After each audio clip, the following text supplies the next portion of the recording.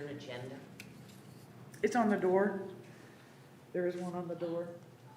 Good evening, everyone. I have 6:01 with a quorum of commissioners, so I'm going to open up the September 8th Mashpee Conservation Commission meeting. This is taking place in the Wacoya Meeting Room, Mashpee Town Hall, 16 Great Neck Road North. We're being broadcast live on local cable channel 18. Would you please join me in a pledge to allegiance to the flag? I pledge allegiance to the flag of the United States of America and to the republic for which it stands, one nation, under God, indivisible, with liberty and justice for all. Thank you.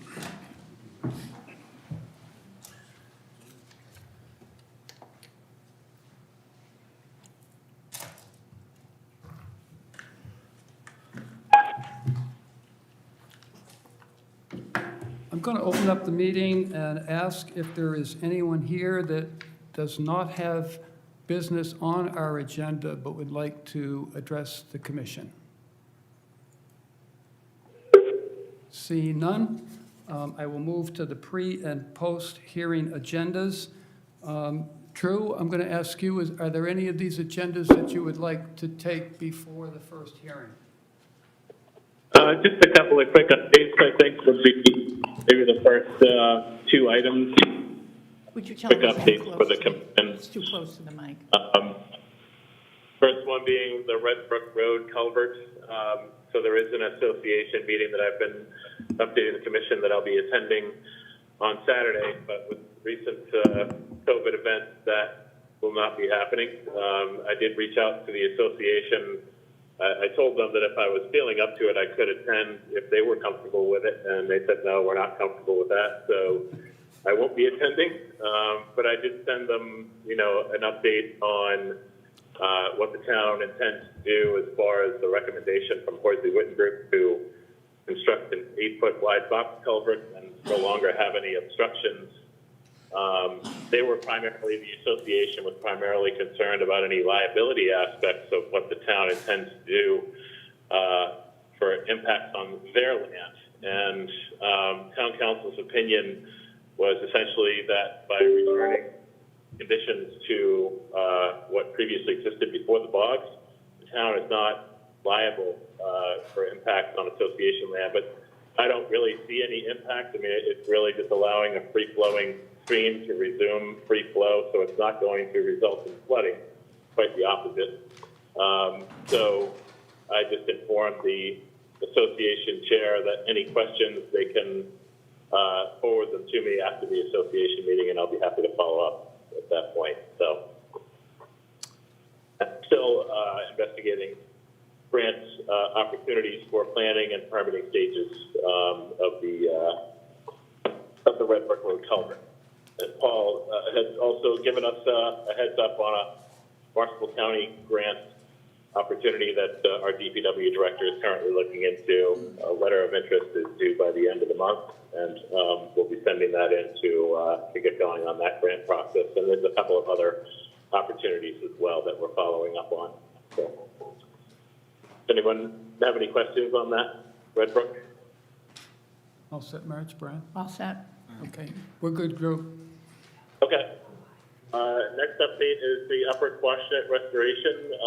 Nothing new to report. They're still working on the planning and permitting stage for the restoration scenario, that being full wetland restoration and full river realignment, as the commission was presented by Horsley Witten Group at the meeting about a month or so ago.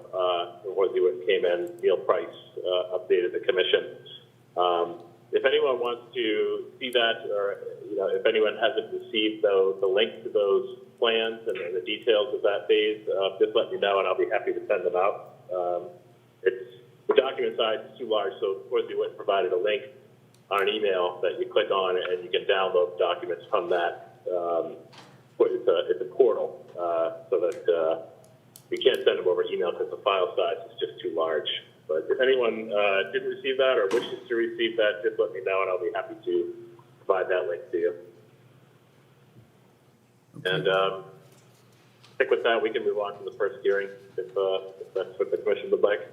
Okay, great. Thanks, Drew. Okay, now calling the 6 o'clock hearing, Andrew D. Russell and Julie B. Russell, 60 Uncle Percy's Road, proposed construction of retaining wall and leveling of existing grade. Representative Down Cape Engineering, Inc., and this is an RDA. Good evening. Good evening. For the record, Danny Gonzalez, professional engineer with Down Cape Engineering, here on behalf of the Russells and their proposal at 60 Uncle Percy's Road. The clients are in the audience. If you had any specific questions for them, they'd be happy to answer them, but I'll give a brief rundown. We got a small property here, about 6,500 square feet. We are in land subject to coastal storm flowage, AE elevation 12. What we're proposing to do is add some fill in the backyard where there's a slope now, kind of bring that up, level it off a little bit so they can have a flatter area to kind of enjoy their backyard. We did have an original proposal that had some more involved retaining walls and a little bit more fill, but we ran into some zoning issues and they wanted to less complicate things, I guess. So we're bringing in less fill, just regrading, no retaining walls needed. We are adding a little low spot in the corner there to help reduce runoff onto neighboring properties. And that's pretty much it. I'd be happy to answer any questions that you have. Okay. Thank you. I did meet on the site this morning with both the owners and spent quite a bit of time walking down through the backyard. One of the questions that I had with the owners was the extent for the limit of the work. From the diagrams that we have, it appears as though we're coming up, recreating that 9-foot elevation contour. Yep. So it's my assumption that that's the stop of the work at 9 foot. Are we going to be going further up? Nope, right at the 9 foot. That's basically, there's a little walkout now for the dwelling, and they're going to bring it all up to that grade, and it'll just create a nice little flat area in the backyard that they can Okay. kind of hang out in. Okay. There are a couple of, I think there were 2 fairly good-sized tree trunks that were in front of the deck. Is it the intent to take those out of there? The trees that are the stumps themselves? Yes. Or most likely, yeah. While we have machinery out there, they'd like to just pull Okay. those out of there. And when you're finished, that'll still remain as a 10-foot contour? Yes, correct. Okay. I'll turn it over to the commissioners, Brian, Marge, or Charlie.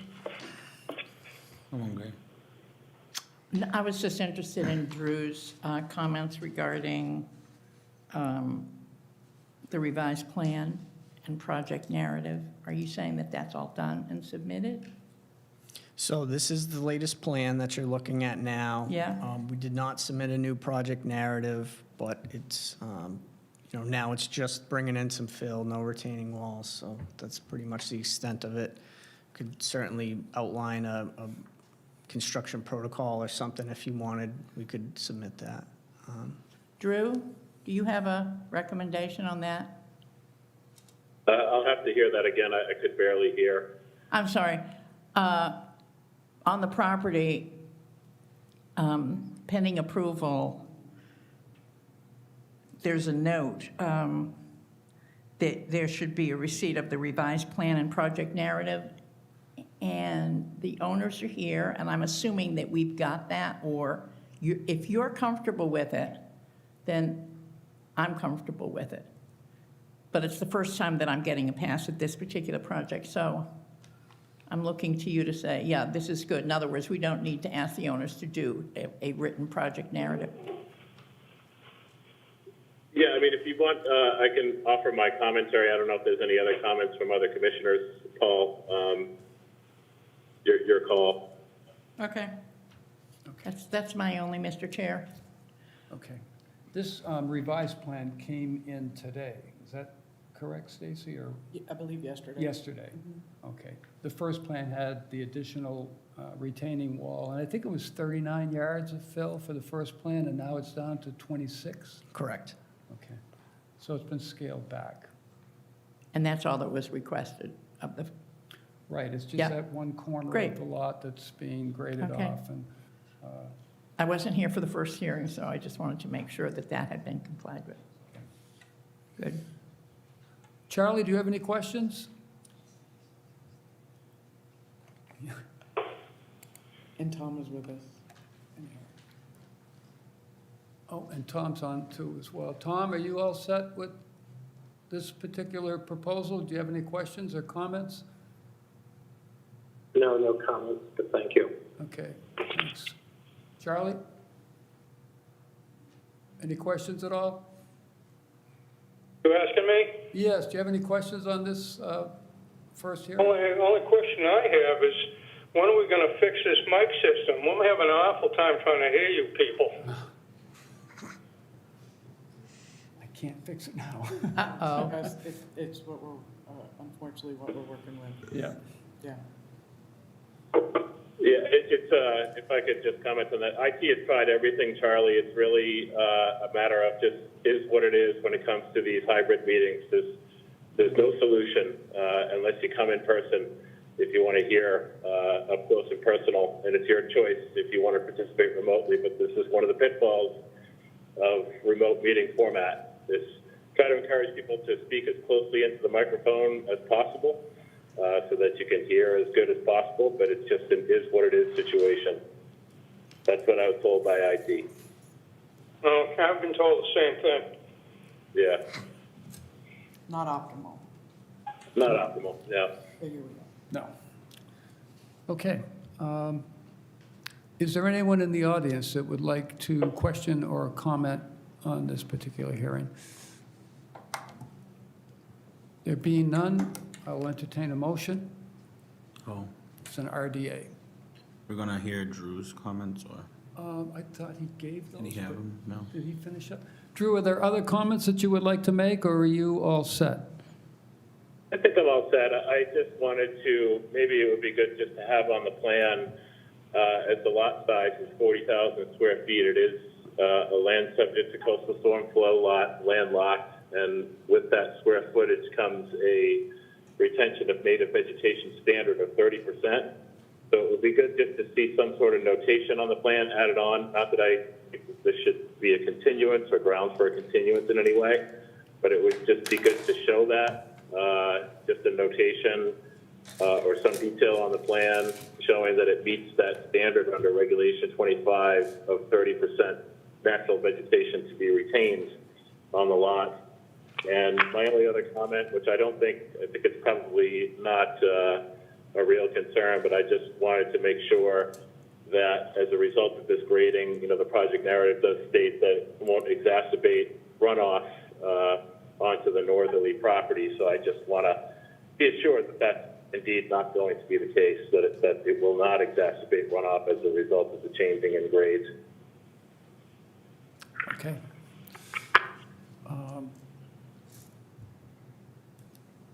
No other comments. Thank you, Drew. Pleasure of the commission. Would you like to continue, or? I mean, I think As it's, I said, I don't think it's grounds for a continuance. Yeah, I I don't wouldn't think so. recommend a continuance. These Oh. are relatively easy things to address without the need for the applicant to come back. Okay. so that would mean the motion would be a negative determination pending receipt of those two notations?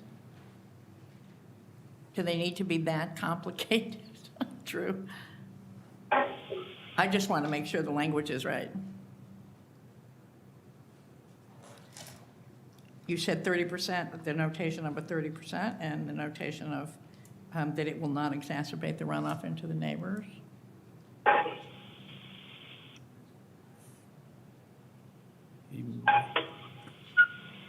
How do you want us to phrase that? Mr. Chairman, do you have a better understanding? Yes. I think what we want to have is that assurance from the engineer Yeah. that 30% of the lot will remain naturally vegetated. Okay, and that the contour levels will not exacerbate a stormwater runoff situation. That's the language I was looking for. Have you got that, Brian? Mm-hmm. Okay. Happy to add that to the plan. Does that sound Yes. amenable to you? Yes. Thank you. It would be nice so that you could get your motion tonight, not have to continue it, yeah. Mhm.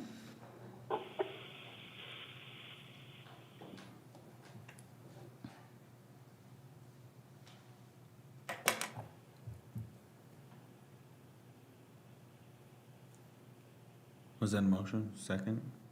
I'll Did you second make it. the motion? We're Or waiting for- You want me to You make the make motion? I don't care. I wrote it down. Yeah, go. I Okay. think she's deferring to you. Marjorie. Yes, I am deferring to your seniority. Move for negative determination pending 30% lot remaining vegetated. It will not exacerbate, was it the land, The right? runoff. The Contour runoff, levels. the contour runoff. runoff. Okay. This motion. Is there a second to that There's a motion? second. Thank you. Motion made and seconded on the floor. Any further discussion before I call for a vote?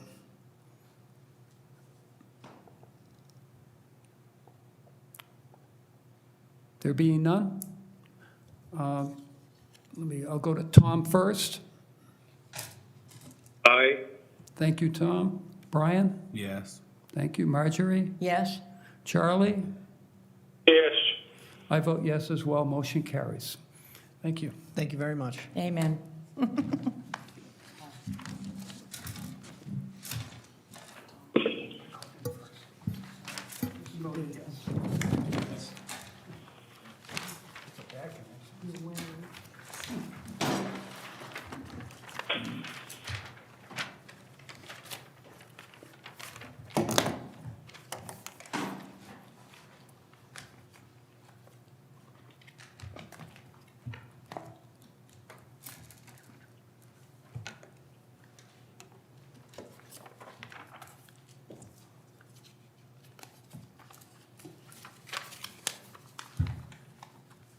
I'm now calling the 6:03 hearing, Laurie A. McKenna and Michael McKenna, 50 Alma Road, proposed septic system upgrade, Representative Engineering Works, Inc. This is an RDA.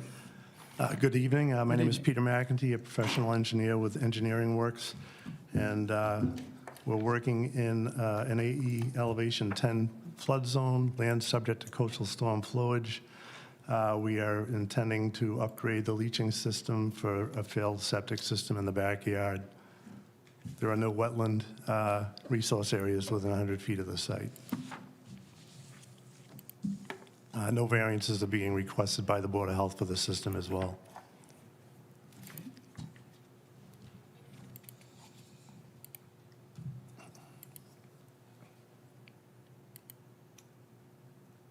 I have no idea what I've done.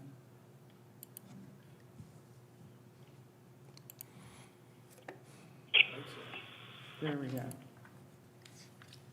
How big's the house? I'm sorry? How big, how many square feet? How many square feet is the leaching system? No, it's the house. Is the house, I'm not sure exactly offhand, I didn't do a calculation on it.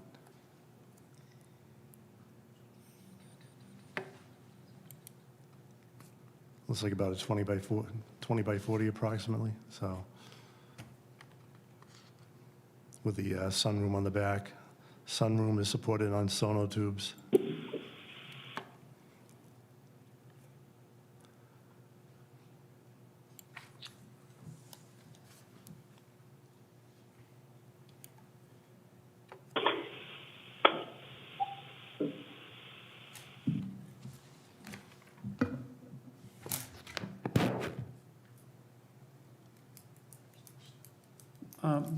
Is it a 1,500 gallon, the existing septic tank itself, is that 15? Yeah, the existing is 1,500 gallons, correct. It's a three-bedroom home, 3-bedroom home. okay.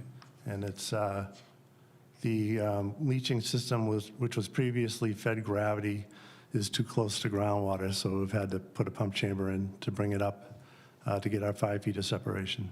Okay. And your adjusted groundwater is 2.0, and you're at 710 for the base of the Yeah. leach field? Bottom is 7.1, so we got 5.1 feet above that adjusted Yeah, groundwater. yeah.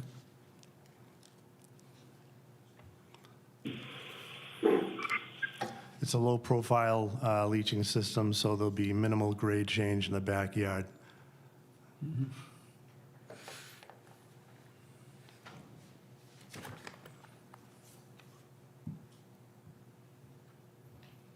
I pose the same question to every engineer that comes lately. Why not a denitrification system? We're meeting all the requirements of Title V. Yeah. So.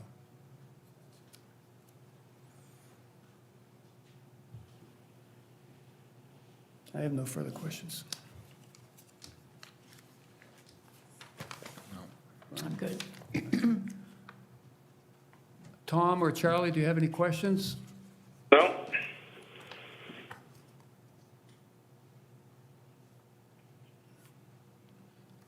Okay. Any questions from the audience? Drew, can I hear your comments, please? So not much to add to this. It's an upgrade of existing septic system. There is no increase in living space. Board of Health comments, the application is submitted and under review, and I would recommend a negative determination. Okay, thank you.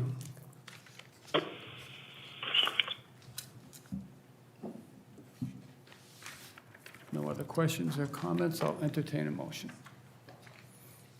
Mr. Chairman, I move for a negative determination for Lori A. McKenna and Michael McKenna at 50 Elmer Road. Thank you, Brian. Is there a second? Second? Thank you, Marjorie. Motion made and seconded on the table. Is there any further discussion?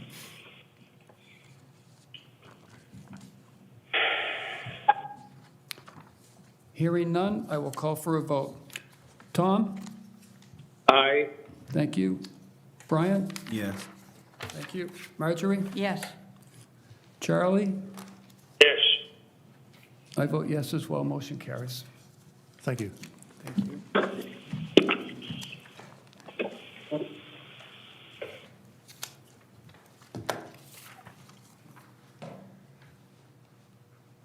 Now calling the 606 hearing, Kate F. Ty, trustee, 11 Ocean Bluff Drive, proposed screen porch addition, Representative Cape and Islands Engineering. This is an RDA. Good evening. Good evening. For the record, Raul Lizardi from Cape and Islands Engineering, representing the applicant and property owners on their project at 11 Ocean Drive. The project at hand is conversion of a portion of an existing deck on the back of the existing dwelling into an enclosed porch. So there is no increase in terms of structures on the property. All that we're proposing to do is enclosing a section that's approximately 12 foot by 16 foot of an area that's currently occupied by deck, converting it to an enclosed porch. There is going to be a new foundation for this enclosed porch. So the existing deck is going to be, the decking at least is going to be removed. The stringers are going to be removed. The new foundation is going to be excavated and poured in. And the enclosed porch will be constructed. The resources on or within 100 feet of this property is land under the ocean, which is Nantucket Sound. There's also Dean's Pond to the west.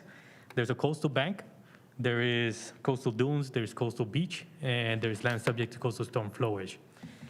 The structure is completely above the floodplain, but in terms of development, the setbacks to the coastal banks are 0 feet, counting the retaining walls enclosing the deck, but there is 14 feet for the pool, and the proposed enclosed porch is going to be 28 feet from the coastal bank. So in terms of structure, we're not moving any closer to any of the resources, but it is just a conversion of a portion of existing deck to an enclosed porch. No changes to wastewater flow, and no changes to the utilities. The site is pretty tight, so even accessing this location is going to be done by hand. There's not much room along the sides of the property for machinery to make it back there. So it's going to be labor intensive, but it can be done within the dry side of the project. The entire deck is contained within a retaining wall, so there is no need for silt fences or hay bales since there is no runoff that's going to make it beyond the existing wall. If there's any questions, I'll be happy to answer.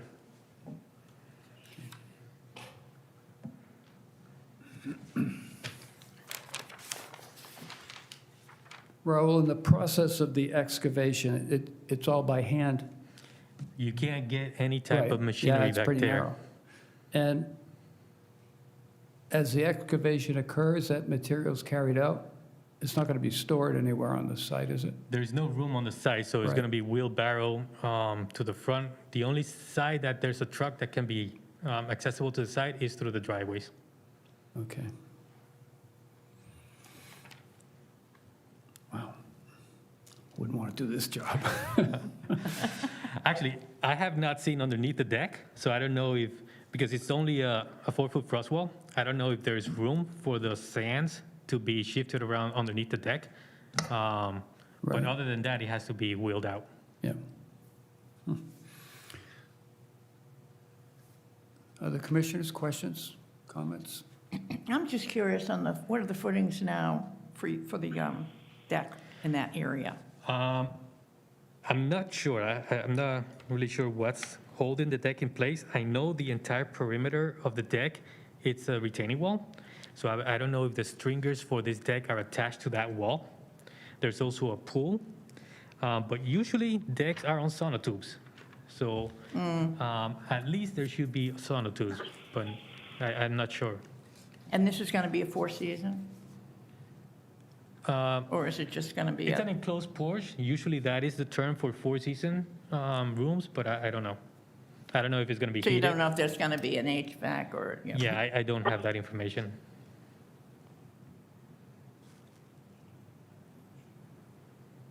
That's going to be tight. If it's screens, I doubt very much that they're going to be heating. If it was windows, I can see heating, but if it's screens, I don't think that you want a heating or anything that's water in that space. No, I'm thinking of the weight. I've seen a couple of these projects before, you know, when it turns into a four-season, and then it turns into a family room, and then it turns into a bedroom, and then you got a whole bunch of other issues that close to the water. I'm not looking for problems, I'm just asking if you've considered that. Yeah, not sure the intentions on the inside, but in terms of structures, not really much of a change. Enclosed porch to a deck is similar, except that there's going to be a roof and there's going to be walls. It's just the weight. But if everybody is comfortable with it. Drew, do you have any recommendations on this regarding the weight of the conversion? Regarding what? Sorry. Regarding the weight of the conversion to a four-season or a finished room Oh, from, I would defer to the building commissioner on that issue if there's anything to address there, but I don't see any issues with it. But it sounds more like a building commissioner question. okay. And there were no recommendations from building on that? Sorry. Stacy, do you have the building commissioner's comments? I only have it in digital version, and I can't get it off my phone right now. Yeah, what are we looking for, Drew? So this is 11 Ocean Bluff. Building commissioner comment. Yes. You mean for Board of Health and Building? Yes. Yes. Yes. Yes, sir, I have one for, there is no comment for building, and as far as Board of Health goes, for 11 Ocean Bluff Drive, application proposes a porch on a new foundation. A Title V inspection is required when a change of footprint is proposed. Floor plan and site plan to be reviewed upon submission to the building department. Required setbacks to tank and SAS must be maintained unless a variance is requested. Access to all septic components must be maintained. Note the location of the septic system and restrict equipment, vehicle traffic over non-load bearing H10 components. Okay, so the Board of Health, that may have been just a cut and paste, but this particular home is tied into wastewater treatment. There is no septic system, so that none of that commentary applies to this particular lot. But I would just defer to the building commissioner if there's any issues about the weight of the structure over the deck or any sort of structural questions or issues. It's really something for the building commissioner to take a look at if there are any concerns. Yeah, and if I can add, I thought the question was leading to the enclosure, but there's going to be a new foundation. So in terms of the weight, if that was the question, there's going to be a new foundation for the enclosed porch. For that particular, like, four footings, 4 posts, for something? No, a foundation. A whole foundation? Yeah, a 4-foot frost foundation. Yes, so the plan calls for a new foundation. It's not going to use whatever is supporting the existing deck. That was my question. Okay, so yes, it's not using whatever is supporting the deck. It's going to use a new foundation for the purpose of the enclosed porch. And the foundation will be built with Concrete, poured concrete? yeah, Down how deep? 4-foot frost. Okay. And yeah, the comments that the Board of Health had, they're the generic comments for residential projects, because this project or this facility is connected to a sewer. There's no septic tanks, there's no leaching components on site.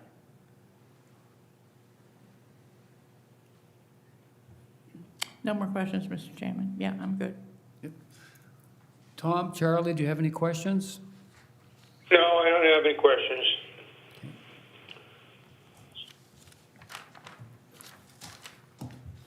And apparently Tom doesn't either.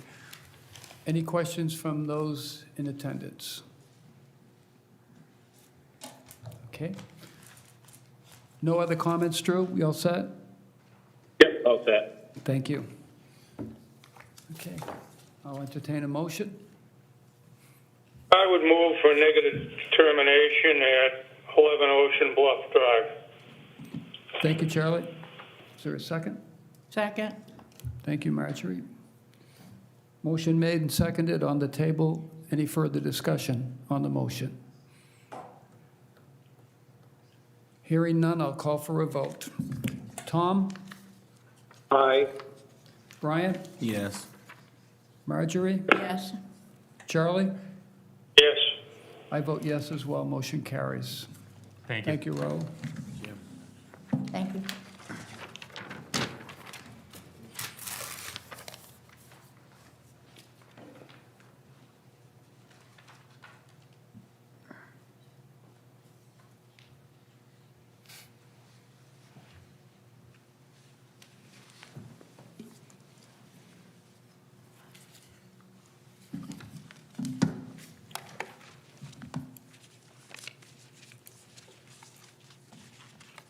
Now calling the 609 hearing, Paul and Kathleen Betancourt, 20 Ursa Road, proposed raise and rebuild of existing single-family dwelling with new on-site sewage disposal system.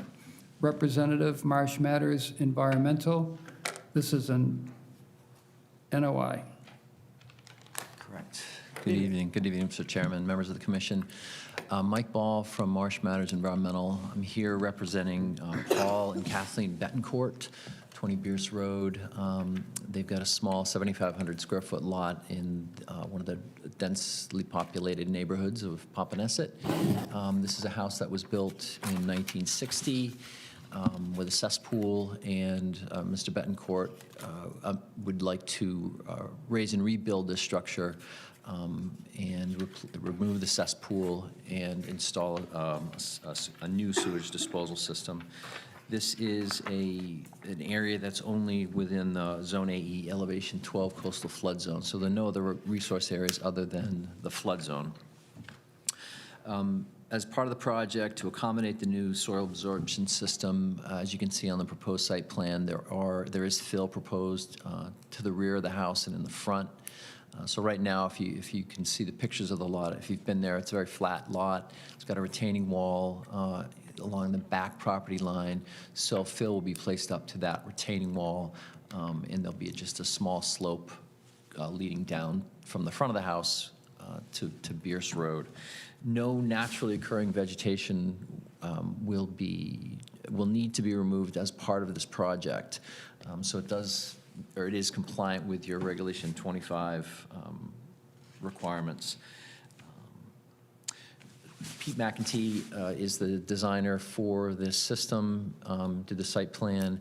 You'll notice that on all four corners of the structure, he has included infiltration basins, small ones to accommodate, or rather infiltrate stormwater runoff from the roof. So that's a change there. The deck is going to be removed. That's currently there and replaced with structure. Small porch on the front, as you can see. And then soils, new soils will be just seeded and loamed as stabilization measure. Let's see. Be happy to answer any questions. Thank you.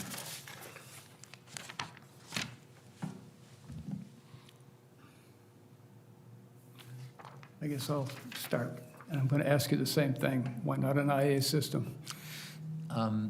Yeah, I should have mentioned what's being proposed is in terms of variance, this has not gone before Board of Health. There is a proposed reduction to 4 feet from the bottom of the soil absorption system to the top of groundwater, and so that's just a 1 foot reduction. And then there's a 4 foot variance request for separation between the the foundation and the soil absorption system. My understanding is you have approved separations from soil absorption system to groundwater, and so what's being proposed is just a Title V system. But we understand that that's something the commission considers.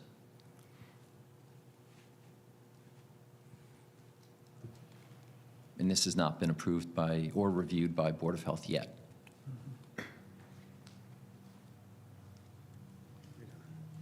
And this is Pete McEntee, the design engineer.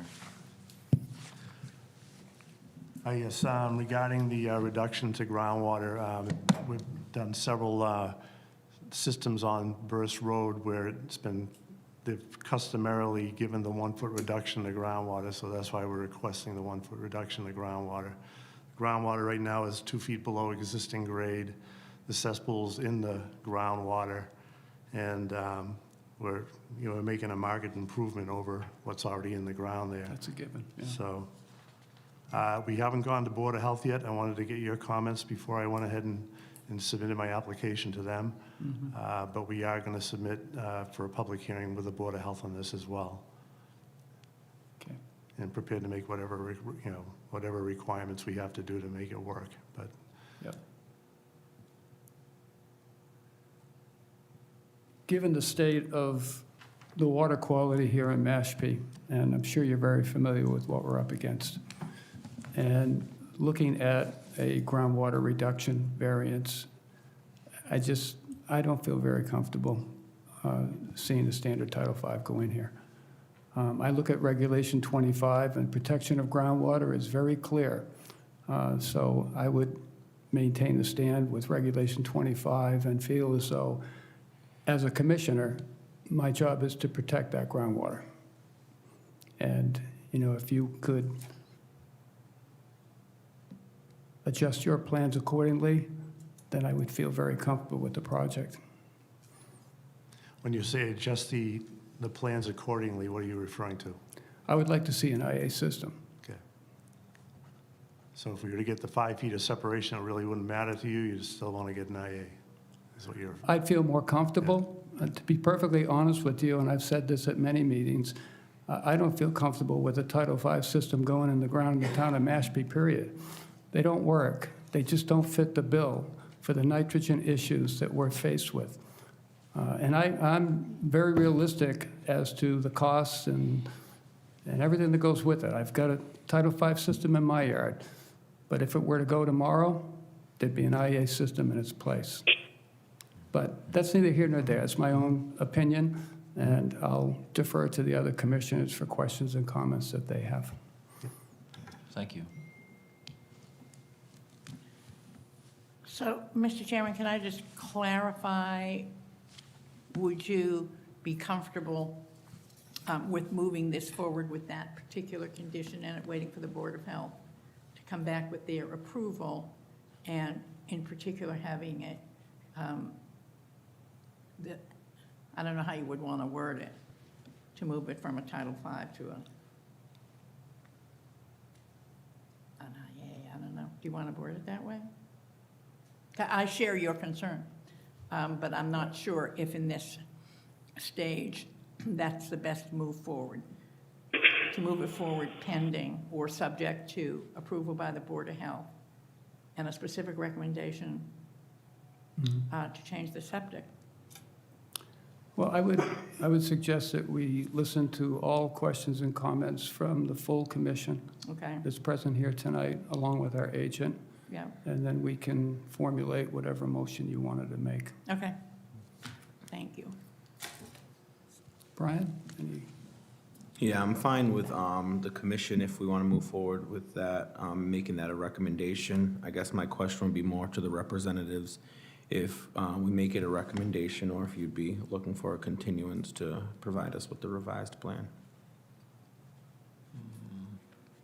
I think it probably makes sense to request a continuance, just to discuss with the property owner. Just don't want to make any decisions. He's in the audience tonight, but I don't think we're prepared quite yet to accept a hearing closure with a requirement, you know, until we've had a chance to talk to the owner. Okay, thank you. Okay. Charlie, Tom, any questions or comments? I'd just like to ask the engineer, is it Pete who's there? Pete? I'm sorry? Can you hear me, Pete? I hear you, yeah. My question here is, does the septic system meet the requirements of performance for the state of Massachusetts currently? Yes, they do. And under local upgrade approval, you're allowed to have a 1-foot reduction to groundwater if there's no increase in flow or number of bedrooms. And my second question, does this meet the performance standards, and does this meet the bylaws, the current bylaws of the town of Mashpee? Performance standards for septic? Yeah, septic. Yes. Well, you know, with the variants that need to be approved by the Board of Health. So, you know, that's. I understand. Yeah. So, but otherwise it meets the performance standards and Title V Yes. currently. All right, no further comments. Thank you. Thank you, Tom. Anyone in the audience that would like to comment or question? That's, No? Okay. Drew, can I have your comments? Yeah, I do have a comment. It's actually related to Tom's comments and Pete's answer in regard to the bylaw. I mean, I think my take on that, or my answer to that question, as to whether it meets the bylaw standards.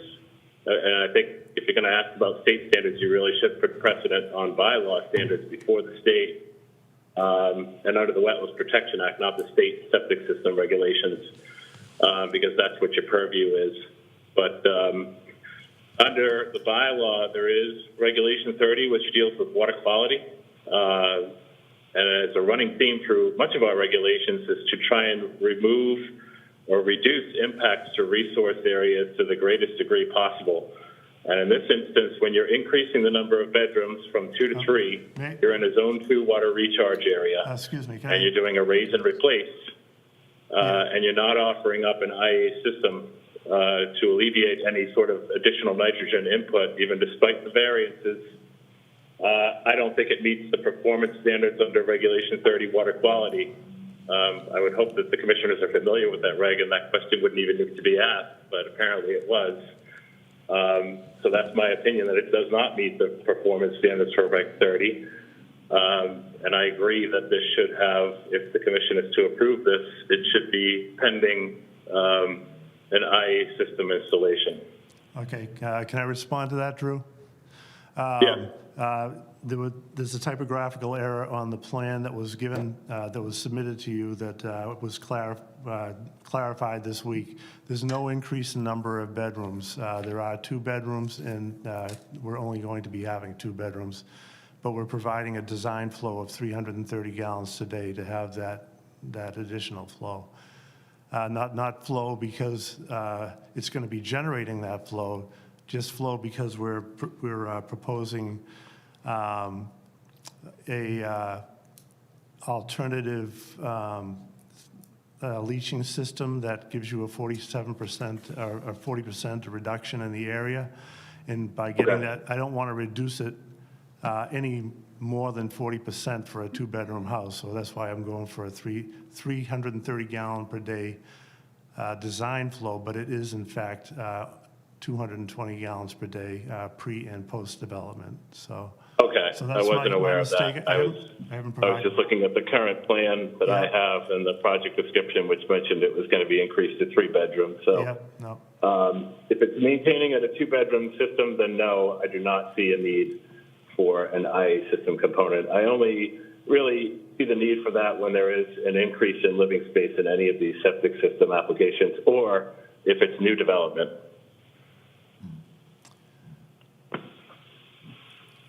In other words, development on an undeveloped lot. Yes.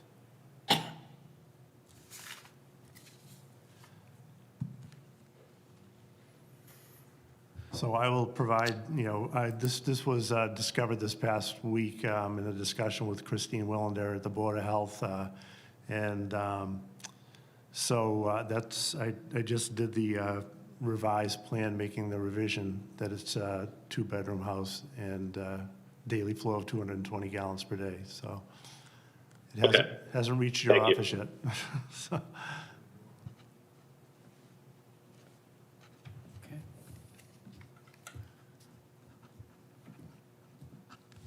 Any other questions or comments from the commission?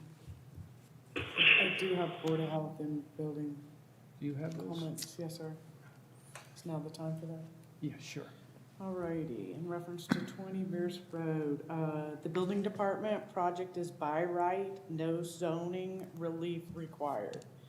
The Board of Health comments, property is in a zone 2 and with a conventional septic system, is restricted to existing 2 bedrooms documented in Board of Health bedroom verification / inspection performed on 7/2/2020.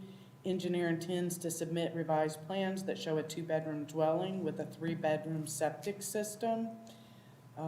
Design as required by Title V. Variance requests may require Board of Health approval. Floor plan and site plan to be reviewed upon submission to the building department. Rodent inspection by a health agent and asbestos inspection by a licensed inspector required with abatement if necessary. thank you. Okay, thank you.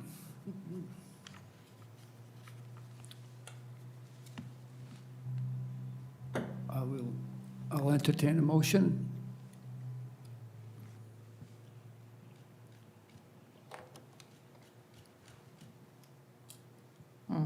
I would move to close an issue at 20 Pierce Road. Thank you, Charlie. Is there a second to that? Second. Thank you, Brian. Motion made and seconded on the table. Any further discussion? Can you just clarify for me, Mr. Chairman, that you no longer have a concern about the septic system now that it's a 2-bedroom? I still have concerns. I understand that the proposal would meet the performance standards for a 2-bedroom home.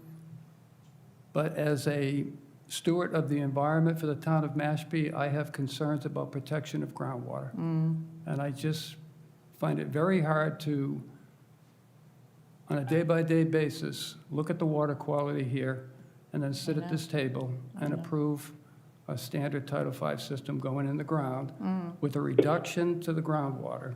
I just don't feel comfortable with it. And as a commissioner, I have a responsibility to protect resource areas, including groundwater.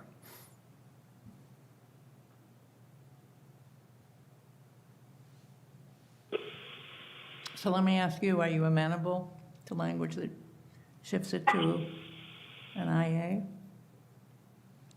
Are you asking me? I'm asking both of you. I think that it would be something that the owner would have to, be involved with. Right. I think we're providing a market improvement over what's in the ground right now. It's directly discharging to groundwater. No, I agree, I can see that, but, And most of the treatment, occurs within the first foot of filtration on the Title V system, so. it's just painful to advocate and then keep going forward and saying, okay, we'll let this one go, okay, we'll let this one go. I'm just curious how you felt on that. So, okay, I hear you. I'm trying to, again, I can't really speak for my client on that. I think that, from a financial standpoint, the additional cost for an IA system is significant, the operation and maintenance that goes with it, I know. as well as the actual component itself. I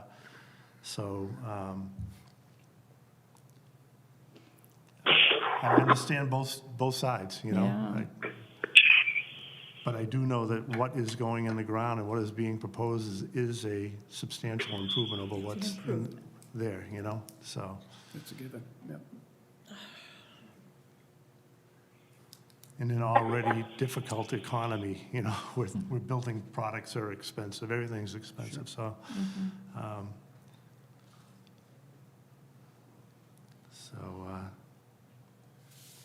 I'm comfortable with it, being the design that's presented before you, so.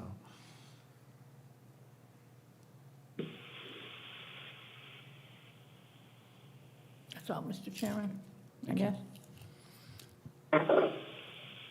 Raul?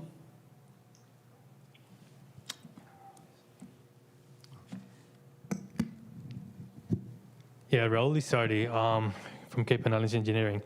And I just want to point that out that Title V, it's also a regulation by the state, and the Board of Health has a regulation in the local bylaws that also aims to protect groundwater and protect the environment. And upgrading a cesspool or a substandard septic system to a Title V septic system, even with a 1-foot reduction, it's a great improvement. In a project where there's no increase in flow, wastewater flow, that should have a lot of value. Upgrading to a Title V system, it's a great improvement for protecting the environment and protecting the groundwater. So I understand that there's a lot of push for DNITE systems or enhanced nitrogen removal systems, but not every homeowner on the town has the finances to do so. And if that's kind of pushed, what's probably going to happen, a lot of these houses are going to be sold for people who can actually do this type of installations and so forth. But a project such as this should not be forced to having to do more than what local Board of Health, Title V, and the current town requirements allow for this to be upgraded to. That's all I had to do. Thank you. Thank you. Thank you.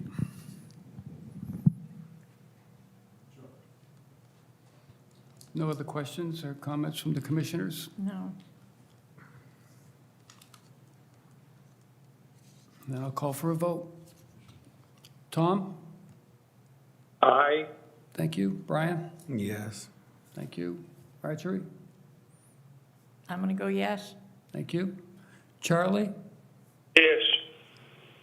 And I vote no. Motion carries.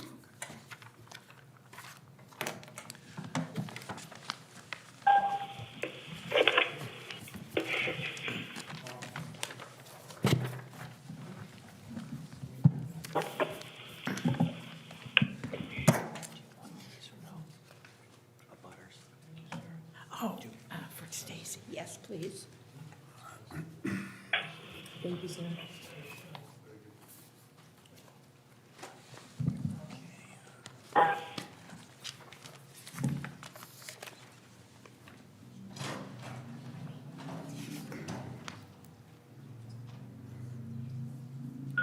Okay, that concludes our scheduled hearings for tonight, so I will take us back to the pre- and post-hearing agendas.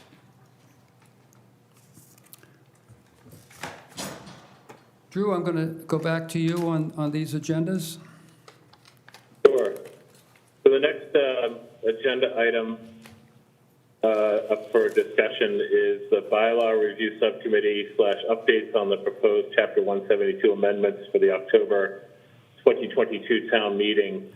So we had, as you recall, a discussion on these amendments at the last meeting, and I had requested that there be some amendments, discussion on amendments that I had wanted to have town council review, and he has since then. So there's a couple of different moving parts to this.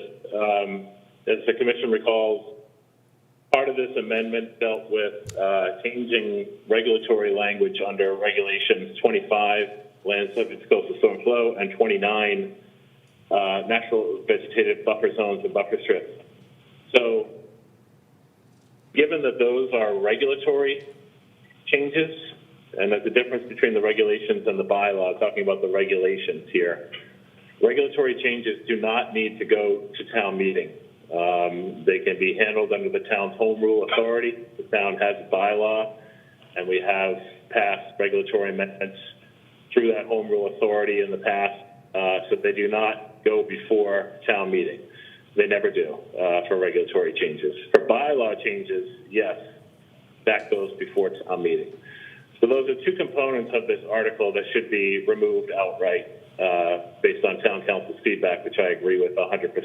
It's very straightforward, and it's 100% true that you do not need to go to town meeting to make regulatory changes. So those are going to be removed just as a matter of protocol. The other components, a couple of components dealt with bylaw changes. First and foremost, the request to increase the buffer zone of the current 100-foot buffer zone to 150 feet, and then a change to an additional section, a new section under the bylaw that deals with the elimination of fertilizers containing nitrogen and phosphorus within, and what it says is, quote, unquote, resource areas. So you've got two bylaw changes. One, the increase in the buffer zone, and the other is the elimination of fertilizers containing nitrogen and phosphorus in resource areas. And I'll explain the issues with both of them that I believe they should both be withdrawn and postponed for the spring town meeting warrant. First, dealing with the buffer zone, there are other impacts of increasing this buffer zone to 150 feet that affect regulations. First and foremost, the mitigation calculation chart, which is currently has calculations based on the 100-foot setback, not the 150, and that hasn't been addressed as far as how the consultants are going to amend the chart.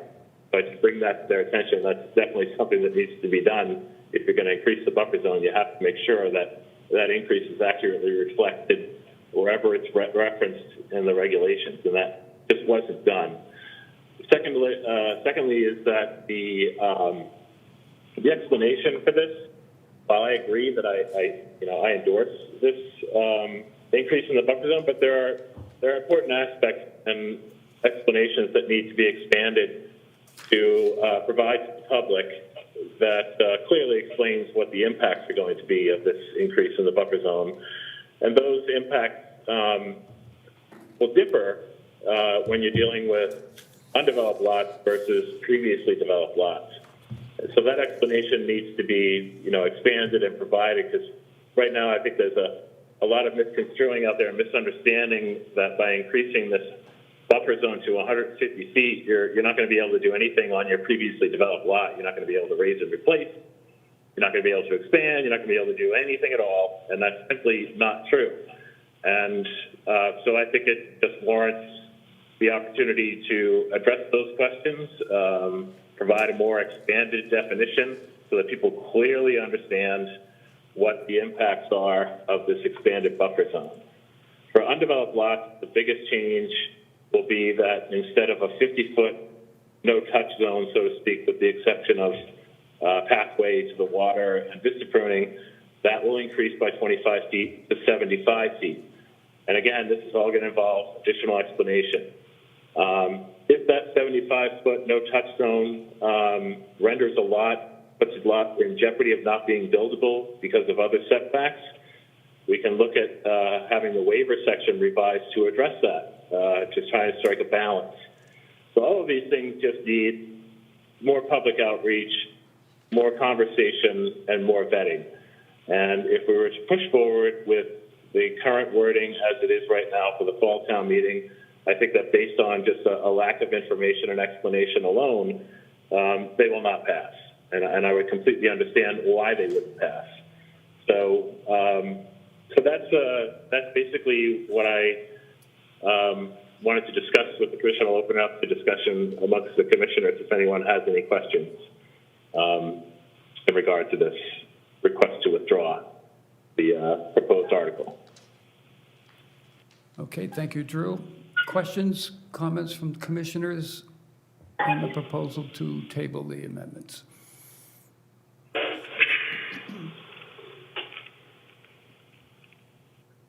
Charlie, Tom?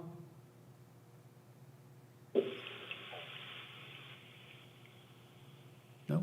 Any questions from those in the audience? Yeah, good evening, Raul Lizardi. More education, as Drew said, that Mm-hmm. would be beneficial for everyone. Go ahead, Raul. Yes, so, yeah, I thanks, Drew, for your comments. And I do agree it should be tabled, the commission should table this. We just found out that these revisions were under work for the past probably 3 weeks. And I don't know that the consulting community here in town or any town nearby that works for projects in the town of Mashpee or the general public has had a chance to review these intended changes and make comments or even talk to this commission to review what these changes could mean to the individuals in town or how us, the consultants, can explain these changes to potential developers or clients. We've been getting calls from clients that are currently with us and potential clients for future projects asking us what is this going to do to their properties. And we're caught in the moment where we don't know the changes, we're rushing to understand them, and we need time to review them. When we saw that this was going before town meeting, it became kind of chaotic. So we do agree that this commission should table it, not for this October, allow the consulting community and the public to review it and make their, their opinions heard before it goes into change. One of the items that when we first started looking at this in Regulation 25 for the flood zone, where it doesn't allow any import of material. Now, the term by itself, it's kind of encompassing a lot of materials. Does that mean a driveway cannot be built because they're importing gravel, T-base, pavement? A septic system cannot be built because they're bringing crushed stone. These are materials that are imported. We understand that that's probably not the intent of the regulation, but the way it's written, it implies that no material can be imported. A lot of septic systems, like we just saw today in a couple of hearings, groundwater is very shallow. So the system have to be raised by bringing artificial fill, which is it's still soil, but it is fill to bring up the grades on the yard to be able to provide separation to groundwater. Does that regulation also prohibit that type of construction. So it looks like as we went through it, we saw that there is room to make some clarifications, and I think Drew pointed to this, maybe some more definitions. And if it doesn't have to be through town meeting, that's probably the way to do it, but at least allow the public and the consultants to review it and get some feedback to make sure that everything is according to regulations and we understand what can be done, what cannot be done. And in the consulting part of the projects, we just want to know what the regulations are going to be so we can explain it to the consultants, I mean, to the clients. So once something is defined, we want to make sure we understand it the same way that the commission understands it, and we can pass it along. But some of the wording right now, it's kind of conflicting for current projects and potential future projects. Thanks. Okay, thank you. Anyone else? No? Okay, thank you. He summed it up very well. Okay. Okay, Drew, I think we're all set on that one, if we want to continue. Okay. Thank you. So I did submit that request to withdraw this morning because the deadline didn't meet up with the commission, but I did say that I wanted to update the commission on this.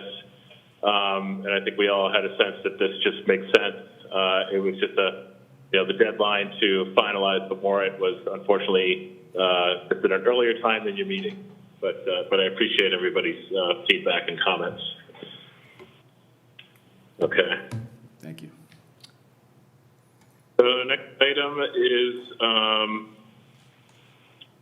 update on the assistant agent's position. We had interviews. We had 5 interviews take place, and we have settled on a candidate. I'm not going to divulge any further information, just to say that the candidate we've chosen is exceptionally well qualified for the position.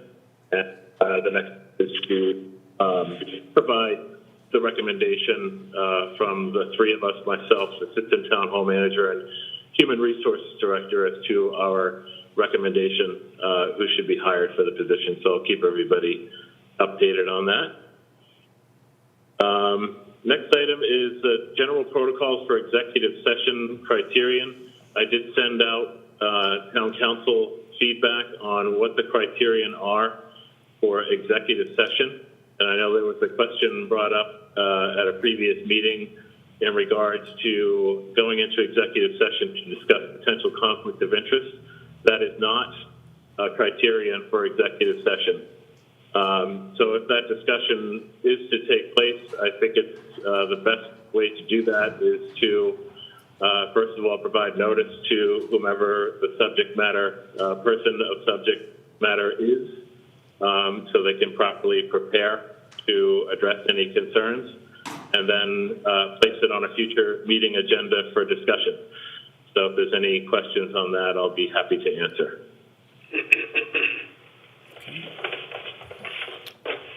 Any questions? Marge? No? Brian? No. Charlie? Tom? Any questions?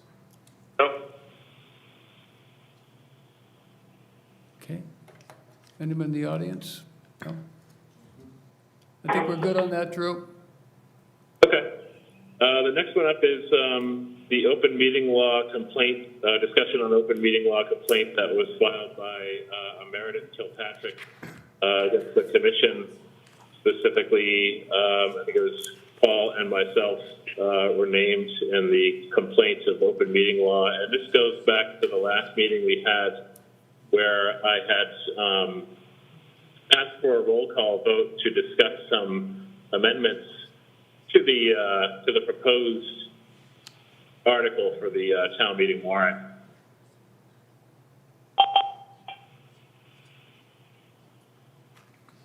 We lost him.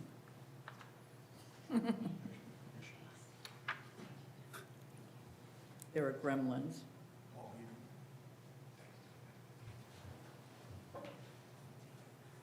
Can you hear me, Drew? We lost your audio. Okay. 1 minute. Please stand by.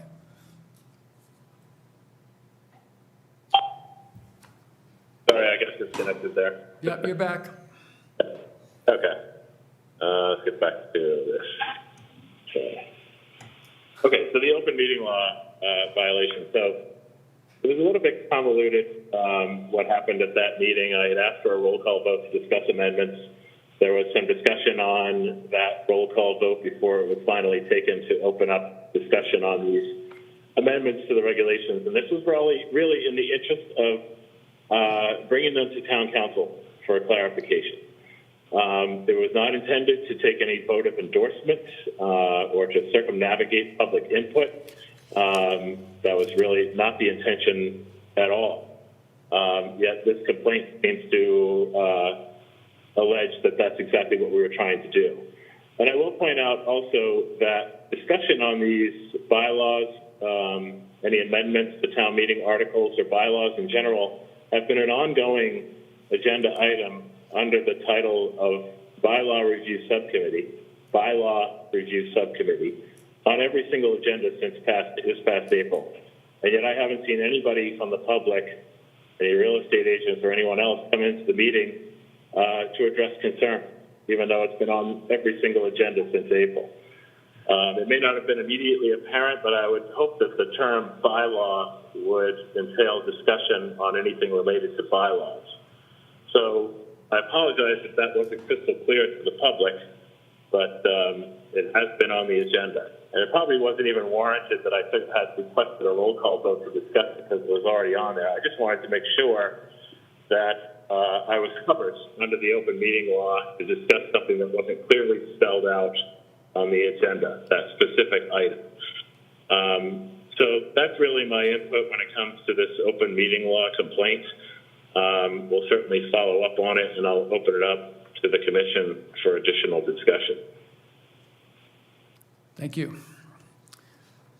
I have the open meeting law form here, and in order to fulfill what the public body has to do, I asked Stacy to provide a copy of this to all of the commissioners so that you could read through that.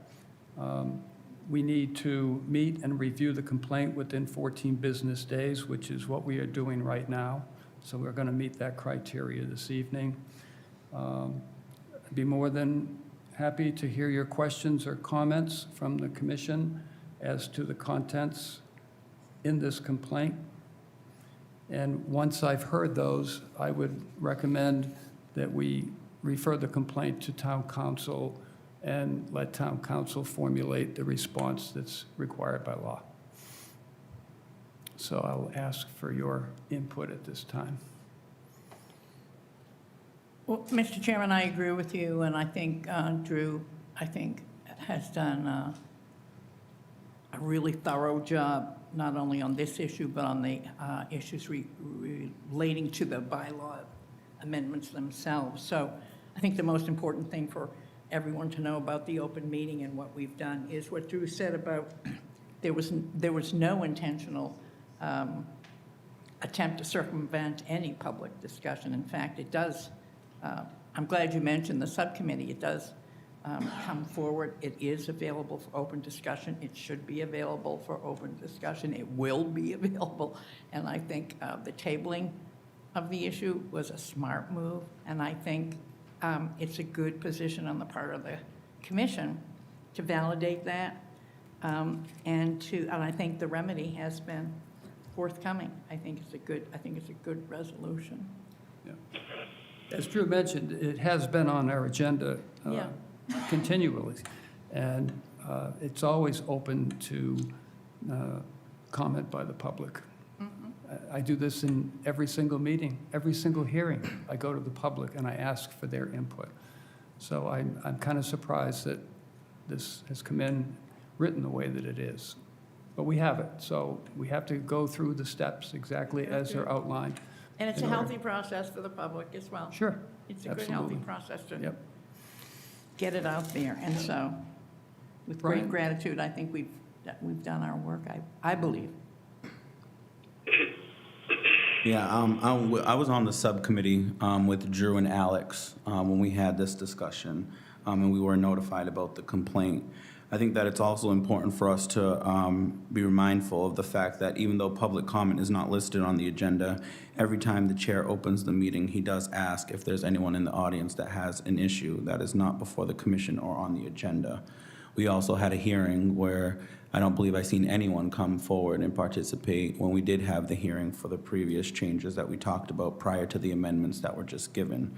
And then obviously the public input after every hearing. I think that we've taken the corrective action by pushing it off to spring town meeting. And I think that we are trying to hear the public's input and respond to this complaint. So I think that that is a good start in the right direction for us as a commission. But I also think that implementing, a practice, maybe adding public comment to our agenda towards the end of pre and post agenda items on the school committee. We open up with public comment and then we end with public comment. So then you don't have anyone that can bring those concerns saying that, the public didn't get input on anything else. So maybe that's an agenda item or a tool that we can use and utilize and bring to this meeting. So we do continue to have the public input to address the concerns. Thank you. Charlie or Tom, any input at all? No input.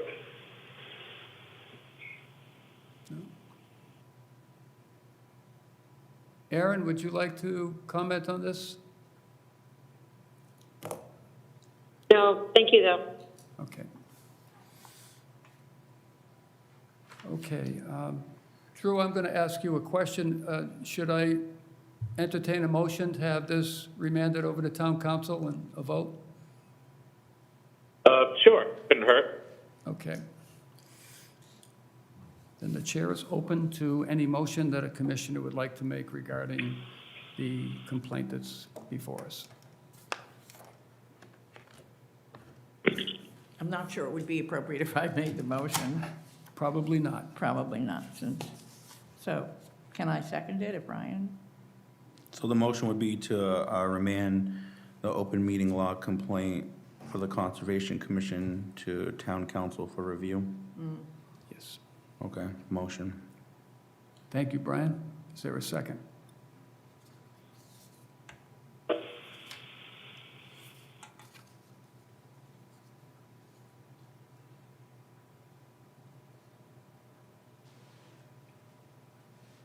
Again, Mr. Chairman, I think it would be inappropriate otherwise I would, but Right. I'm looking for your guidance here. None of the other commissioners want to second that? To be honest, I'm not sure. Drew, can I ask you a question? We have a motion on the floor from Brian. Marjorie is reluctant to second that motion because she's named in the complaint, as is you or I. Would it be appropriate for someone named in the complaint to second the motion, to turn it over to I think it's appropriate. I don't see any issue with that. Okay. In which case, I will second Brian's motion. Okay, thank you. Any discussion? The motion has been made and seconded. It's on the table. Is there any further discussion by a commissioner? Hearing none, I'll ask for a vote. Tom? We didn't get that, Tom. Aye. Okay, thank you. Brian? Yes. Marjorie? Yes? Charlie? Yes. I vote yes as well. Motion carries. Thank you. Okay, Drew, we're set for your next agenda item. Okay. Thank you. Just a couple of additional items.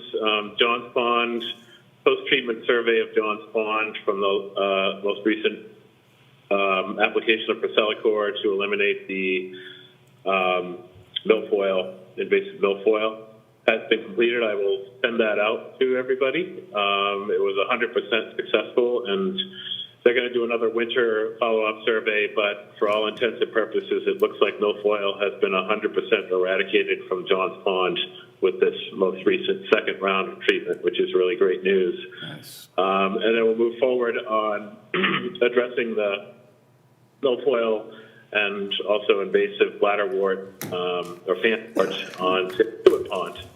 So that will be the next item up for addressing the invasive spread of this vegetation. And that will involve discussion between myself and the DNR director, and then eventually submission of a notice of intent to DEP to allow for similar treatment as what took place on Johns Pond.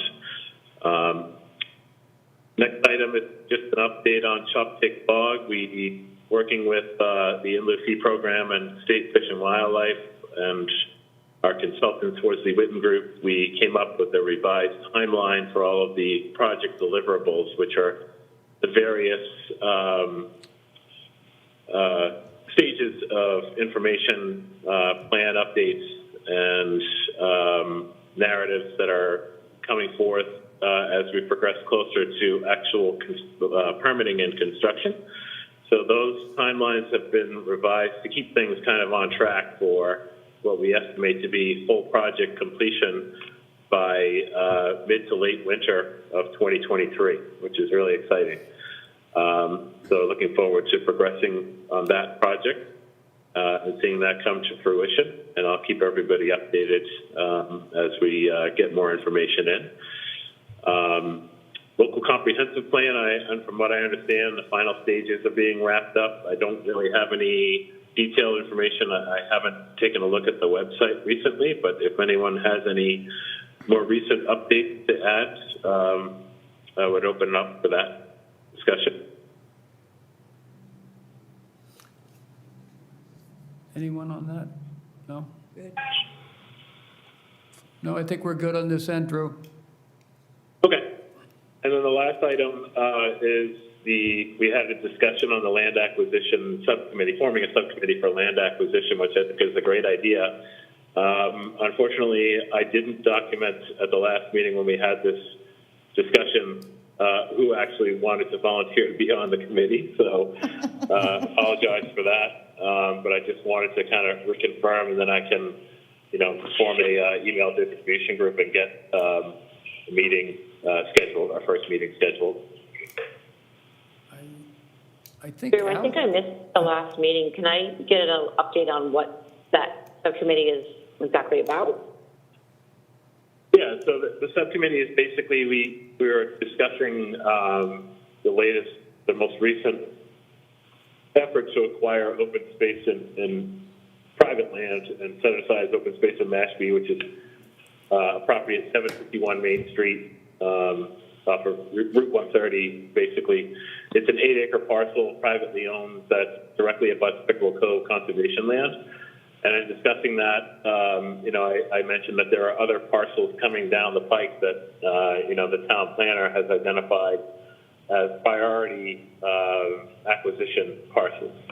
And so it would be good just to have the town planner, he's got a lot on his plate, so it would be helpful to have a subcommittee formed of the commission and maybe some members of the Mashpee National Wildlife Refuge Partnership Group to kind of vet out these parcels, reach out to the landowners and kind of facilitate the process in the interest of getting funding secured, whether it's Community Preservation Act funding or a combination of CPA funding and grants, or funding from other partners such as U.S. Fish and Wildlife or State Fish and Wildlife. So there's, it just needs, all of these different opportunities need to have, it would be good to have a group to kind of vet it all out. So that's really the background on that.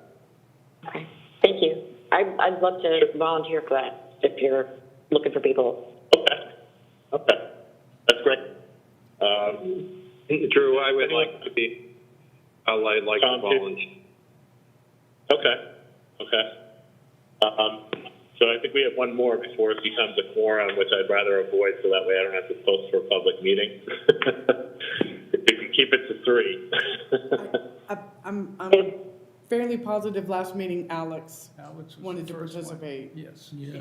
If I may, yeah. Good for you. Okay, we've got Tom, Aaron, Alex. I will make note of that, and let's get going on starting that process. And I think that's all I have. Okay, thank you. Thanks, Drew. Earlier, I had asked if there was anyone that had business before the commission that was not on the agenda, and I've noticed that Mr. Fad has come in. So this would be the time if you would like to come up and, Yes, good evening. That was my first time sitting like that and using it. I don't know Hopefully if- it will work. My voice is reaching. it is. Loud and Thank you. clear. Thank you. Just give us your name and. Yes, my address. name is Muhammad Fahad. I Ashumit Road, and my subject is a light matter anyway. And I was prepared a little introduction, and then I'll go into my presentation. Somewhere in the Mashpee Town Code concerning conservation lands, there are numbers, so I didn't bother with that. It read, or I recite, the purpose of this chapter, the chapter, is to protect environmental values on Mashpee conservation lands. And these lands are defined to mean lands owned by the town of Mashpee and/or lands administered by the Mashpee Conservation Commission. I am stressing the point of the protect environmental values in Mashpee. What I am seeking tonight from you, the Conservation Commission, is support and a recommendation for my becoming the Ataquin Area Land Steward, volunteer basis. And I have asked Ms. Ducharme to provide me with pictures. You have them in sequence, not this text. Sorry. No. No, this is a proposal or something like that. Yes, there's two. Yeah. I'm You gonna have the whole tell- folder of pictures. Yeah, give me 1 minute. Okay. Yeah, I decided to have a sequence of pictures, images that will kind of translate easy what my gist, what I want to do, and what's the issue is.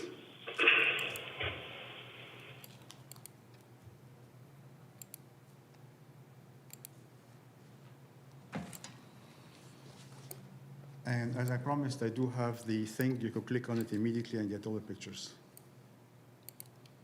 It's up to you. Well, I mean to tell you, I was all prepared. Here we go. Thank you. Yay. You bet. And they should come in sequence. Oh, here we go. IT challenging night. Yes, sir.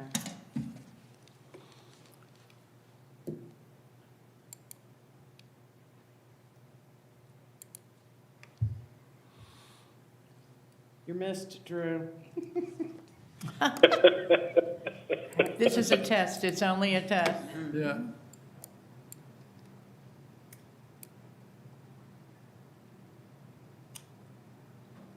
I Did you don't- do a screen share? I'm sure. I set it all aside so I would be prepared for you. And You'll find it. How about if I give you the stuff? It will be. it's right here, Muhammad. You have No, all there's set? nothing to show. Okay. But that was the pictures. Let's see.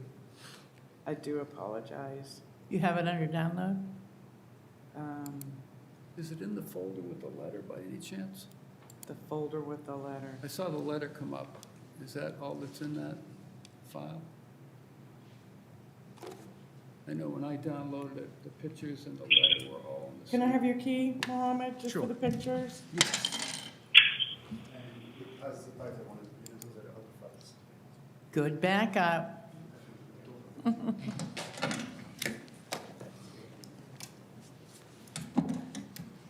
Sorry, IT.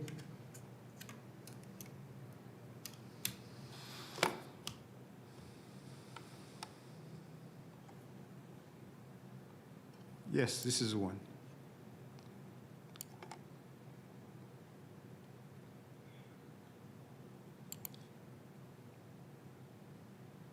Okay, so. Gosh, we were doing pretty good. Go back, the Let's next just one do it down like was this. pictures. Right there. There. There. All right, picture number one. Thank you. So before, can we make picture bigger or it's fine like that? I mean, if you could handle it. If not, it's okay. It's okay. It's okay. This picture look. has been taken in 2018 in the area of Ataquin. It was the start of the community garden. It's how the project started. And this is a group of us, we cleaned up, and this is the status how it was. I did not, in perspective right now, I did not get I have the picture on my computer. I didn't get the picture of now where we are at. Now it's much more tidy, much more good looking. Let's go to the second one, please. Now, this is a rhubarb patch that I made over there. On the side, I cleared the ground ivy. I cleared the rose, which is very invasive, and I planted those guys. I did not touch at the bottom right, the corner.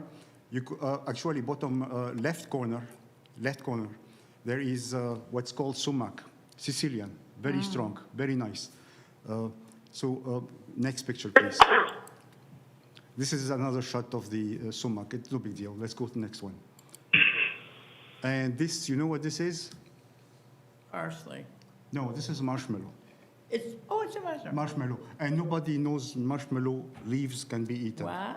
Yes, the leaves are soft. There are two kinds of marshmallow. It's almost like the same family of the hollyhock, Yeah. the same whatever shaped flowers. Next picture. This is and the same thing with the rhubarb. And this thing here, this is also something I brought in. Anybody has an idea what it is? This is not parsley.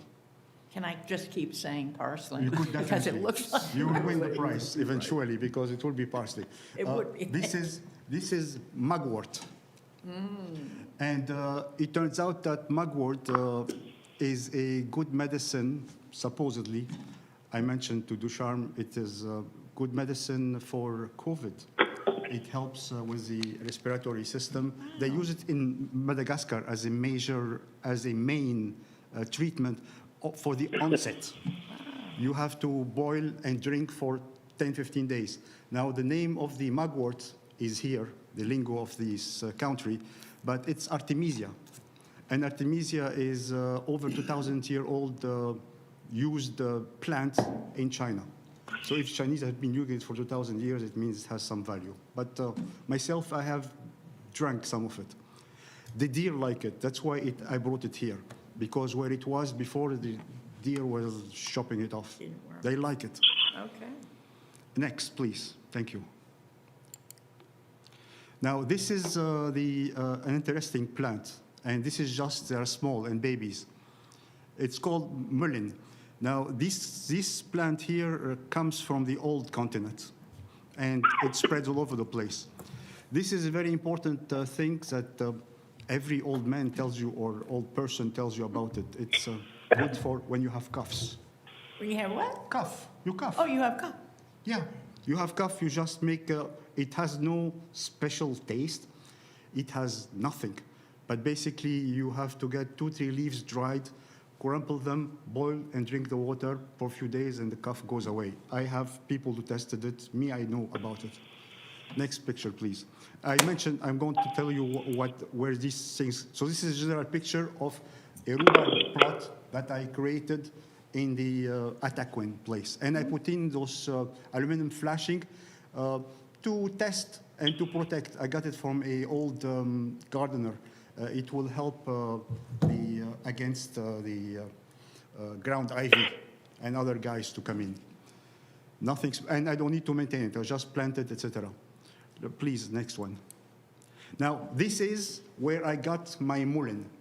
And these are in a certain corner of the Ataquin, and they were nice. At the time I took them, I have a date on this one. This is in June. 2 months before June, those guys were all babies. And when I built my rhubarb, I just moved those guys, few of them, put them over there. Next picture, please. And this is what happened to them because we have people who are intelligent. They just cut them up in the right corner. They mowed them down.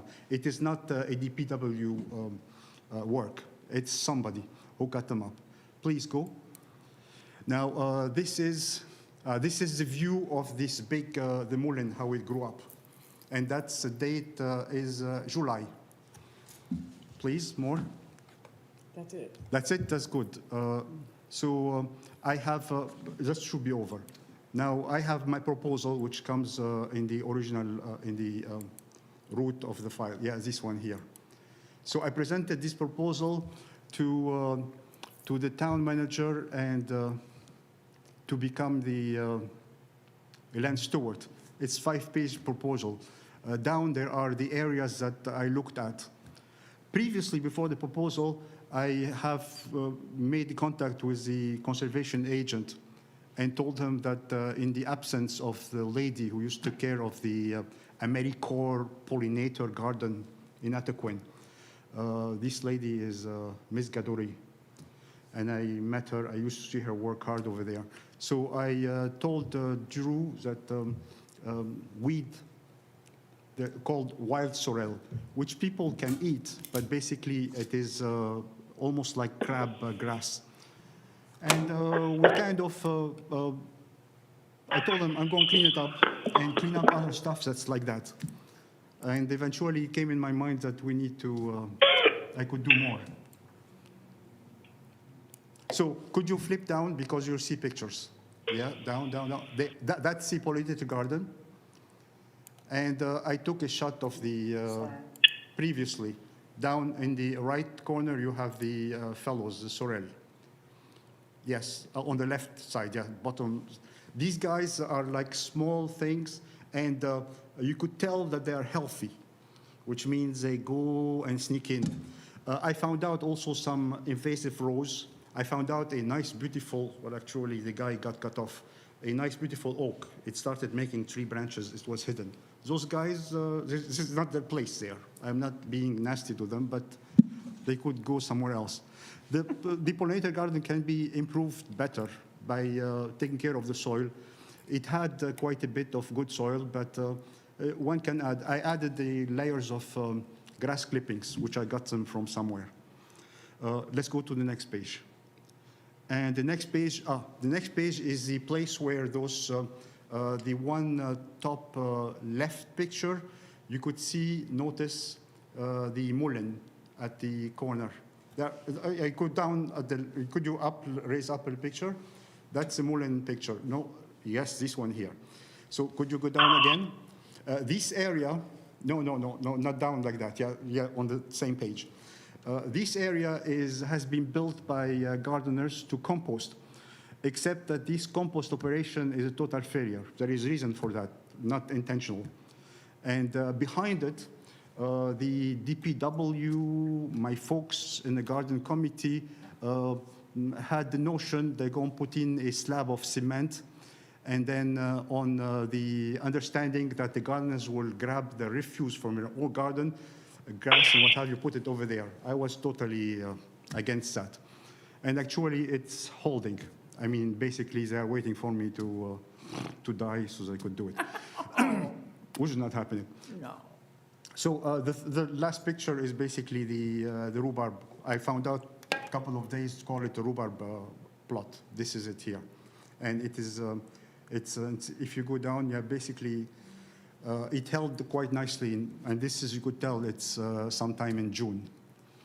So that's the end of this presentation. I have also sent letters about this project of putting the slab, DPW, the town manager, and to the conservation agent. And now, in conclusion, I got to.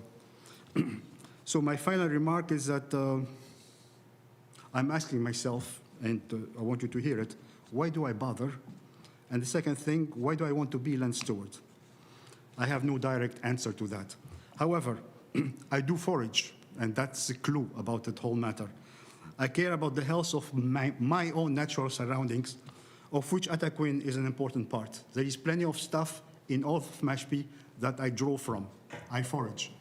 There are some rare, I'm going to call it singular, but I don't want to, I will never name the name, some rare thing here that has to be kept rare, that is, has been, the term is that has been exploited, but it's coming up nicely.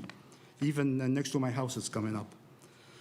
So my object to be a land steward, not only to do this little cleanup in certain areas, maintain certain areas, I keep an eye on them, be some sort of protector, but the thing is that I'm hoping to set an example among the community gardeners, because most of them are just green, and the community at large. And it's a possibility. It could start from a small thing and grow little by little. So I'll be happy to answer your questions, and I'm hoping that you support, and I need to get a recommendation from your part to bring it to town manager to tilt the balance, because all he needs is tilting on balance, and he will kind of make it official. That's basically my simple story. So if you have any questions, nice. If not, hey, God. Very nice presentation. Thank you. Thank you. Very nice. Thank you. Some plants there that I wouldn't have known what they were. I'm telling you, the sorrel looks just like parsley. I swear. Is there any other applicant, anybody else in the community gardens that has any interest in stepping up and offering this kind of leadership? I've looked through the land steward booklet. I believe it's 2018. Yes. And it outlines all the various properties in town, those that are open space, those that are controlled by Conservation Department, us, those that are controlled by the Community Gardens Committee. There's a lot of different aspects and areas to it. This is the first time since I've been on the commission that somebody has come forward requesting, making this type of request. So I'm not quite sure on the protocol. I'm going to ask Drew to weigh in on it. Drew, can you give us a little bit of input as to a request on land stewardship? The protocol, Sure. basically? Yes, yeah. So first, I just want to thank Mohammed for his volunteering to be a land steward. We always appreciate that, and the pollinator gardens at this location certainly are in need of help, for watering and maintaining. So greatly appreciated. I can only say that, and this is just an important distinction to make, that any requests to use the land or ideas regarding the land outside of the actual pollinator garden beds I would say that they don't really fall under the commission's purview. Even though we have this parcel listed as available for stewardship, it's really relegated to just the footprints of pollinator garden beds, and any proposals or ideas for any areas outside of those pollinator garden beds really need to be taken up with either the town manager's office or the community garden advisory committee, because the commission really just simply doesn't have any real stake or input into any of the land outside of the actual garden beds. So I'll just leave it at that.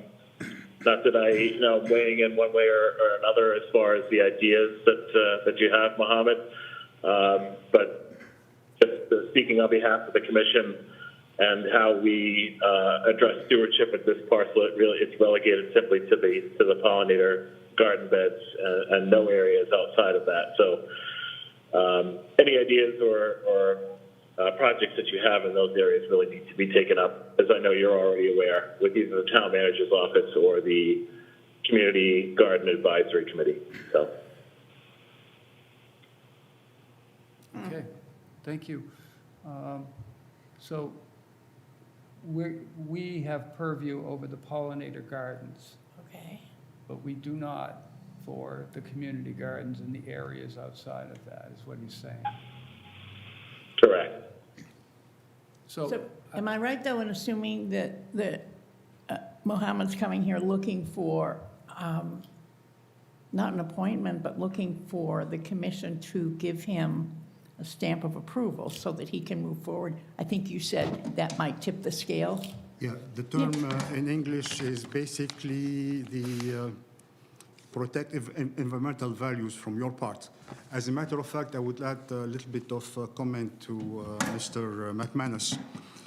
I have, since I have been a co-founder or a member of the founding thing of the Advisory Garden Committee, the language does not preclude and does not make the Advisory Committee exclusive rights on anything except within the confines of their chicken wire border.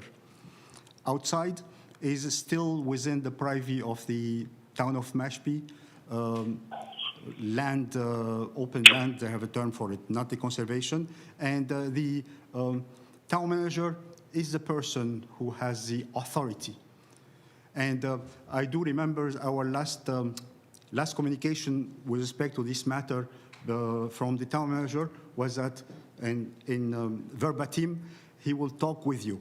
And this is 2 months ago. And me, I'm not going to sleep on it. That's why I came in front of you to make it clear. I need your support, period. You say, okay, we see that Muhammad is doing crazy thing, or not. And please, whatever. It's simple recommendation. It's nothing to do. You won't affect. It's somebody coming for work. They ask whoever, friend or whatever, to give a recommendation, personality, person, whatever. I mean, that's basically it. Nothing more, nothing less. It's sort of like due diligence. I don't know how the rest of you feel about this, but it's so unusual, I think, just in 40 years in public life, to have really good, kind, smart, experienced people coming forward to a town and saying, I have the skills, I have the interest, I have the passion. All I really want is for you to say to the decision maker, in this case, it's Rodney, I'm assuming he's the decision maker, right? I believe. Town manager. So to say, you know, we think if there's any doubt in your mind, he took the time to come and to plead his case. And we have no objection at all. We think he's done good work, but you don't have to, the commission doesn't have to, or doesn't even have the authority to officially recommend. But I think it's a nice indication of due diligence to be able to just put it on his letter, or we could send a letter. He came before us, he was terrific. I know it's not under our purview, but we were impressed with his due diligence. You guys all seem to know him, too, from his work with the community garden. I've just met Mohammed. Yeah, I think a recommendation, or to Marjorie's point, support, if there was a letter of support, the one thing I think that we should do, to be fair, given the recent complaint, is that if we were going to take up a vote, I think that we should place it on the next agenda item. And then at that time, if there is anyone else that does, come forward or show interest, or maybe the town manager can come back when we take a vote to endorse this or support it, and have the entire, commission here. And if Mr. Fahad wants to come back, we have heard from him. He's given us his presentation, so I think the next steps is for us to figure out if we're going to support him and give that, recommendation or whatever it might be to the town. That's an excellent point. We only have one person left in the audience. Would you like to comment on this, sir, or? I follow what Marjorie said. I appreciate a steward coming forward to present and volunteer. So I'm in support of his position. Okay. I think, Brian, you make a good point. This is not an agenda item. It's just a request for a support. It wouldn't hurt to put it on the next agenda and have the commission vote on that. And then we'll be clear, Hopefully too, get a that letter of support. everyone will have an opportunity to The come public could publicly be and here. talk about it in an open Somebody's- meeting. Yeah, Somebody else is interested in it? yeah. Sure. So just to make sure, I would move to place Mr. Fahad's request on the next available agenda. Second. And that is September 22nd. September 22. And that will be in a pre-post hearing agenda item? Okay.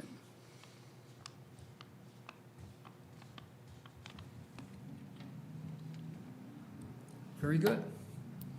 Drew had to excuse himself. Drew had to excuse himself. He apologizes. So that's your motion? Yes. Second? Second. Thank you, Marjorie. Any further discussion on the motion that's on the table, first and second? Charlie, Tom? Aaron? No?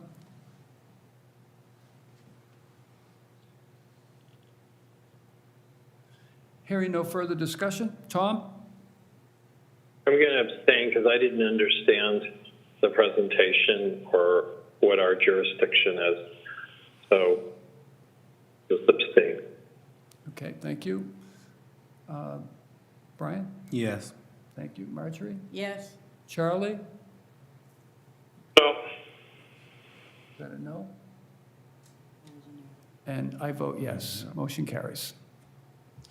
So that was a Thank you. no for Charlie, right? Okay, so we'll have that on the agenda for September 22nd. Thank you. Thank you. Thank you for Thank your you. time. That was a lovely presentation. Thank It you. was nice. Thank you.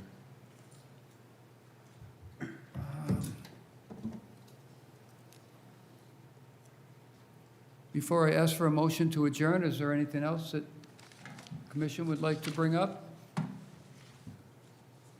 So, but thank you for your relative brevity, Mr. Chairman. It's not the latest meeting. Is there a motion to adjourn? I move we adjourn at 7:52 PM. Thank you, Brian. Second. Second. Thank you, Marjorie. Any discussion on calling it over? We're good? Tom? Aye. Thank you. Brian? Yes. Marjorie? Aye. Thank you, Charlie. Yes. Thank you, Charlie. I vote yes as well. Meeting adjourned.